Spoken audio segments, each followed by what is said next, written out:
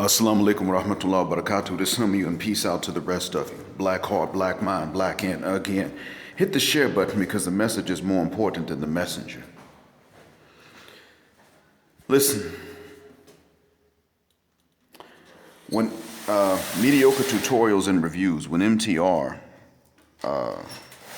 pardon the masculinity, shout out to him, I like that phrase, told us about somebody he met and asked why this other person had a fear of putting out content. The person that he met said, well, I'm illiterate. Now I want y'all to keep this in mind, the importance of it. This goes beyond just my bias, you understand? This is not just about me having a bias and saying, well, if you're illiterate, then I'm not going to read what you write, because you can't. And you're not going to understand what I write in response to be able to read it. This goes beyond my bias, even though I stand 100%, 200% on the premise that my biases are correct. I shouldn't have to listen, or rather I shouldn't have to heed what someone is saying to me if they can't write it correctly in their first language. Not so much the second or third, but in their first. And some would say, well, what does this say about teachers? You're a teacher, why don't you teach them? Well, the reason is simple. People don't listen. That's one reason. I mean, I've sat up and said that Islam is the truth, and people aren't rude about that. So, alhamdulillah, but let's not ignore the fact that a lot of people aren't necessarily going to take what I said seriously enough to even do the research for themselves, to look and try to prove it. And one of the things I would say is look at the contradictions. Look for contradictions in the Bible and you will find them. A simple internet search will show that. Look for contradictions in the Quran, you won't. And a simple internet search will actually show you verses that are supposed to be contradictory. But the thing is, when you actually read the verses mentioned and the verses before them and the verses after them to get context, when you do this for both the Bible and the Quranic verses that are said to contradict each other, you will find that the biblical verses mentioned do contradict each other, and that the Bible, the Quranic verses mentioned actually don't contradict each other. That's what people find when they do the research. I did that. I'm only one of several people that have done so. So with that being said, I can explain that, but a lot of people aren't going to do it. They're not going to listen. And that's the same thing with human beings in general. We don't listen. And I'm one of those. If you're going to type something to try to convince me of something, and you're illiterate, I have doubts about your ability to even do the research. And so I want to say, to MTR, but also to those who may be hearing this and are illiterate in their first language. Don't start until you become literate, or you start your content right off the bat, letting your viewers know you're illiterate and you're not going to be able to respond to the comments that they leave. You won't be able to answer. So if you start with that and you're honest up front, people cannot use that as a weapon against you. And if they're going to, they could say, well, okay, you were honest, so you're not a fraud. I'm just not going to listen because, you've already said you can't write this stuff.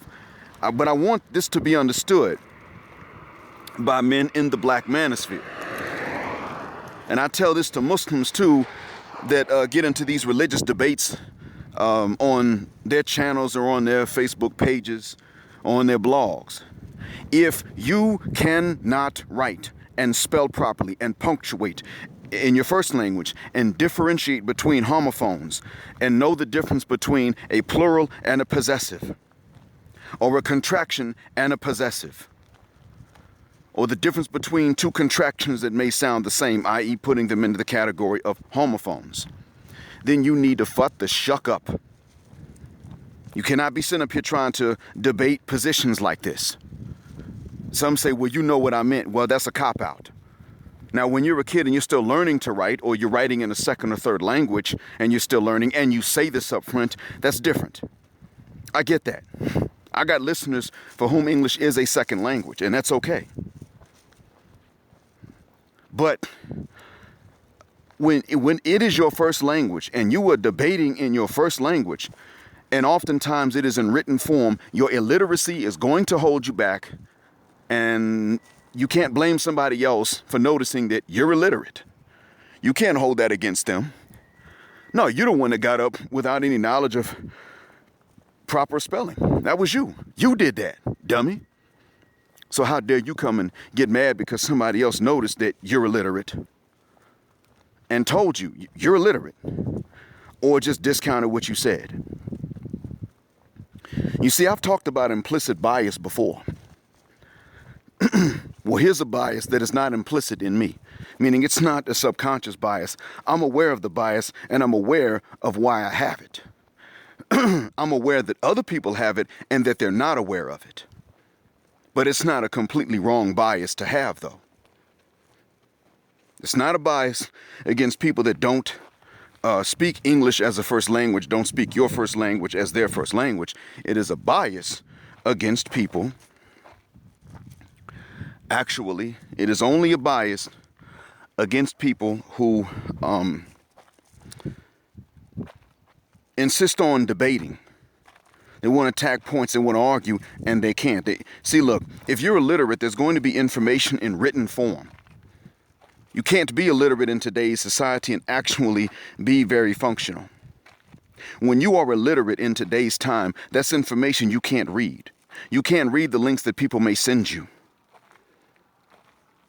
When you're illiterate, if you can't read, you certainly cannot write to others. So you cannot inform them of something you may actually know. You certainly will not be able to inform them of how you came to the conclusion, even if you don't have a copy of the proof that is right there. And if you have a copy of the proof, isn't that going to be written proof? So we're going to have to just accept. We're just going to have to understand the necessity of literacy. And so MTR, you can tell him to put the content out. We just got to say to him, look, man, tell your audience up front, you're illiterate. You can't respond. But not only that, he's not going to be able to title and name his videos. He's not going to put the proper tags on because he can't until he becomes literate. Literacy is important even for the psychological well-being of the person that is doing the writing or the reading, mostly for the one doing the writing. See, I teach ESL, y'all know. I have students whose microphones don't work because we're teaching online now. When a student's microphone does not work, I say to the students, listen, you're going to have to type this answer in. And they'll write down yes, oftentimes with an A instead of an E. Yes. Hey, man, answer my question. Yes. That's not my question. What, doctor? I got to get on them. Look, you're going to answer this question. I'm going to mark you absent and kick you out this class. Don't play games with me. Because how do I know that you don't have somebody else sitting at your computer standing in for you? Unless we turn the cameras on. Even then, I don't know what you look like. So the camera doesn't matter. Are you here? What, doctor? Yes, doctor. That's about it. Does your microphone work? I don't understand, doctor. Click, you out. Now that's in the second language because I'm not here to teach them the basics of English. At this point, I'm teaching the two most advanced levels, and most of them are repeaters. So that means they've been cheating their way from level to level in the first place, and they finally came upon a level they couldn't cheat through, and they got busted and failed, and now they're stuck with me. And they can't cheat with me either, which is why they gave me to them, so to speak. So in other words, they thought they were sticking me with those repeaters. No. They stuck those repeaters with me. It's just like that ex-cop that was incarcerated said in that movie. I don't know the name of the movie, but I saw the clip of the movie in which he said after he whooped up an inmate, he told him, you don't understand. I'm not locked in here with you. You're locked in here with me. And that's exactly the approach that I took to these lemons and made them into lemonade. Oh, I'm bringing the sugar and the sweetener and the honey and the water too. Don't worry about that. I've acquired these things. But when you come into this English as a second language class and you were not literate enough for that particular level that you're in, showing that you've cheated to get as far as you've gotten in the first damn place, I'm required to not be understanding and okay with that. And this is real. Because what is the use of all these communication devices and communication technology that we've got in today's time if people don't know how to communicate using these things?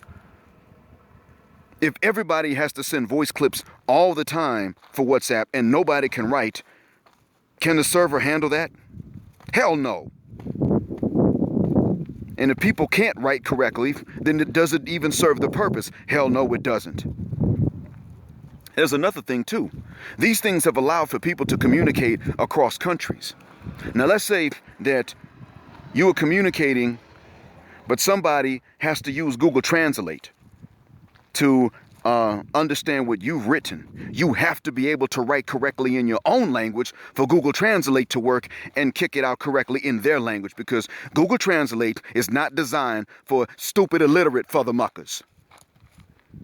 And most people ain't stupid, but it's not designed for lazy illiterate furthermuckers. In other words, once you are illiterate in your own language, it doesn't matter. Google Translate cannot figure out why and what the problem is. No, Google Translate does what it's supposed to do. You got to type something in one language. And if you leave out the punctuation, that can change the outcome in another language, because all languages don't work the same. Think about it. Let's eat grandpa. Now, punctuation is the determination between an invitation and a horrendous crime. For one of them, there is no blame. For the other one, you have plotted a crime of cannibalism.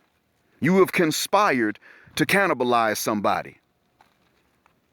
Now that's going to involve murder if the person you're talking about is already alive at the time of your speech. So that means a conspiracy to commit murder and cannibalism in many cases. Do you see the difference that this makes?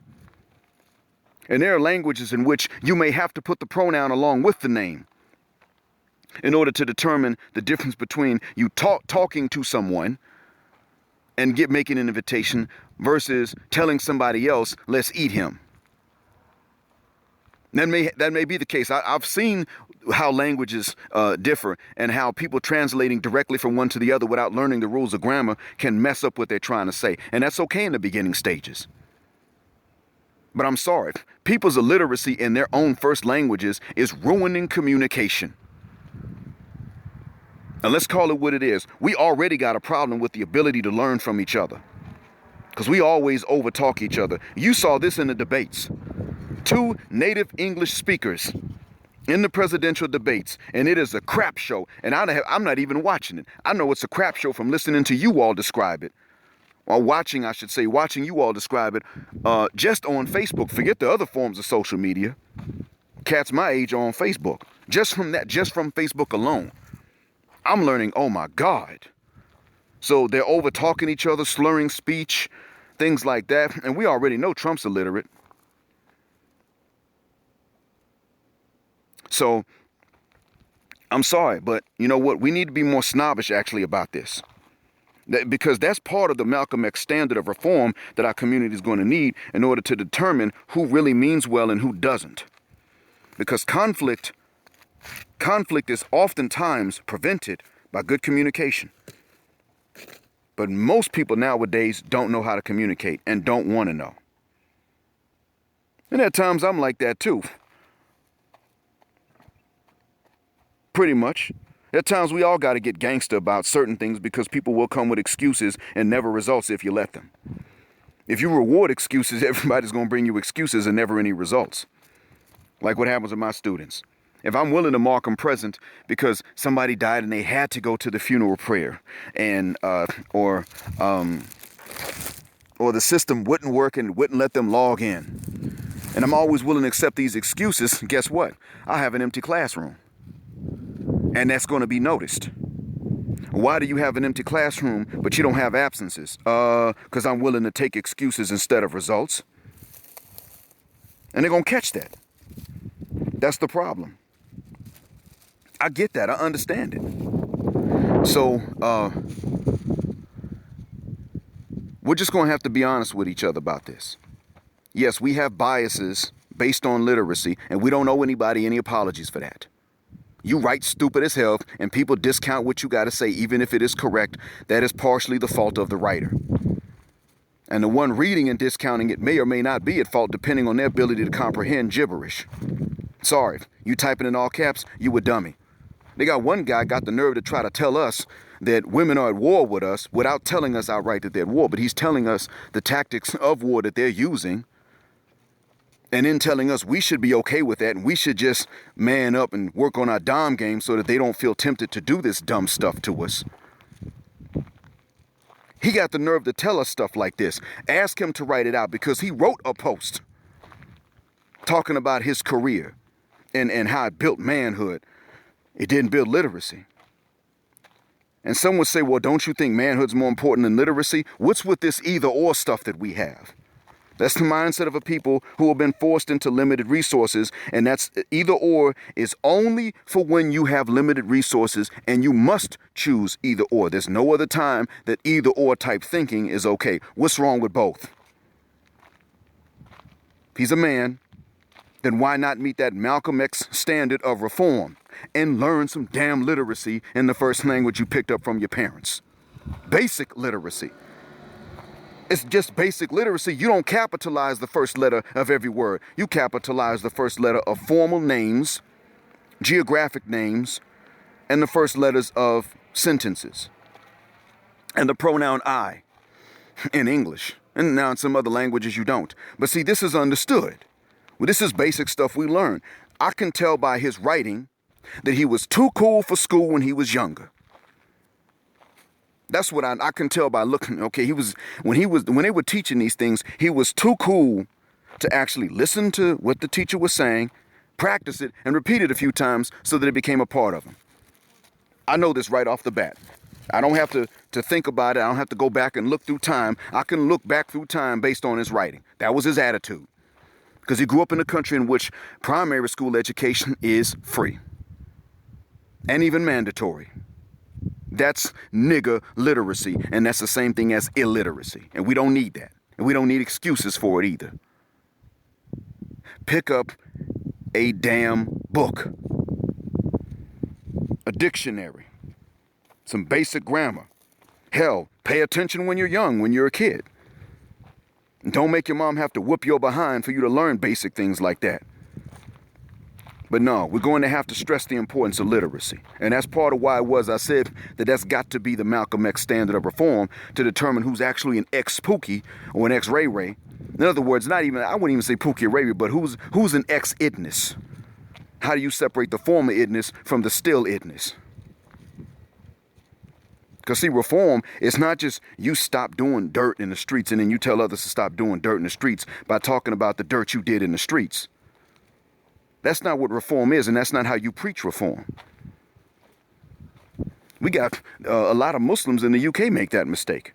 They used to be gangsters when they were young because there was nothing else to get into for them. Now they're trying to reach the youth, and they can't tell the youth anything positive except, I used to bust bare guns back on the streets, mate.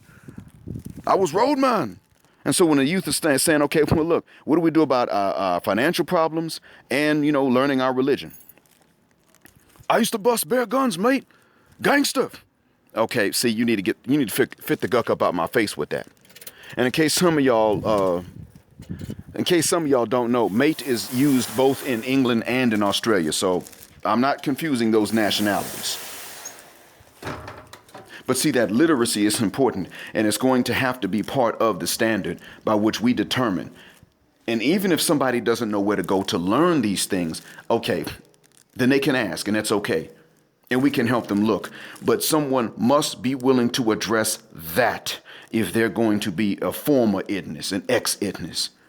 I ain't that way no more. I ain't living that life no more. If they really aren't living that life anymore, then they will sit their butts down at some table with some books and learn some vocabulary and some punctuation and basic spelling and capitalization rules, and they'll get better at them over time. Or you don't have a way to know for sure that they're former idness. You don't have sufficient proof without that. Unless, of course, they're blind and they can't write anyway. Even then, there's Braille. But no, we cannot allow illiteracy to get a pass anymore, especially in places where primary education was free, and even more so when it was mandatory. No. Shuck that fit. I remember once I had a student come in to take a test, placement test. This is here in the Gulf. And this student was, he was in class A65.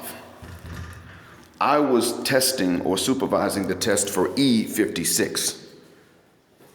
But this guy came into the wrong class from A65.